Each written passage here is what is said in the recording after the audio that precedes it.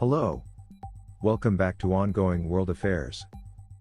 Angry neighbors in Oxford have resorted to quoting Dolly Parton in a row over a new yoga studio they say will cause irreparable damage to the historic conservation area. The copper-clad studio, which is still under construction, sits in the middle of a row of Victorian cottages in the desirable neighborhood of Osney Island, Oxford. Plans, put forward by experienced yoga instructor James Pritchard, were initially approved in 2019 before minor changes were given the go-ahead this February by Oxford City Council. Mr. Pritchard, who also runs a free directory for yoga instructors in the area, says the copper facade was chosen because it will mean the building will eventually disappear into the background once the material ages.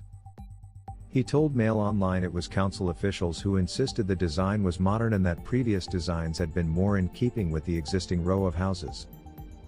It's a marked departure from the traditional mid-19th century brick dwellings and sash windows either side which sell for in excess of £650,000. Pictured, one playfully passive-aggressive sign in the window of a neighboring property in East Street, Oxford, quotes Dolly Parton, stating, "It takes a lot of money to look this cheap." A printed A4 sheet now pinned in the window of the house immediately to the right of the new building carries a quote attributed to Dolly Parton, "It costs a lot of money to look this cheap." The playfully passive-aggressive poster is the work of one next-door neighbor, who coyly told Mail Online, "Perhaps it's a comment on my own house. It's good for discussion. As soon as I put it up, people would stop and talk about it. You can hear gasping, people stand on the towpath and discuss it. The poster is there for people to make up their own minds and decide for themselves." The two-story studio in East Street replaced a dilapidated workshop with a garage entrance which was demolished to make way for the new modern building. Neighbors have been vocal about their objections ever since the plans were submitted, with critics saying it would disturb the street's peaceful environment.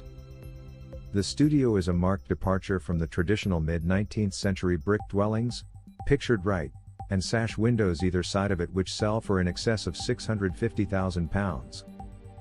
When approving the plans, council officers said they considered that the proposal would accord with the special character and appearance of the conservation area. They said the objections did not amount to a reason for refusal.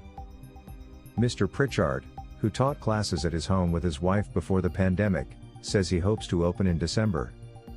He added, "This is our first public studio and we're building it for the yoga community, not for us. We want it to be a center for the community for decades to come. It's not just a studio. There will be a social space and it will be run by a charity, so there will be outreach activities as well, bringing yoga to the wider community." He says the objectives are to foster a community of practice in Oxford, sharing knowledge and teaching, and to bring deeper understanding and application of all aspects of yoga and its sister sciences. Mr. Pritchard also hopes the center will cultivate initiatives to bring the benefits of yoga for physical, psychological and spiritual health to a wider community. Thanks for watching. Like, share, and subscribe.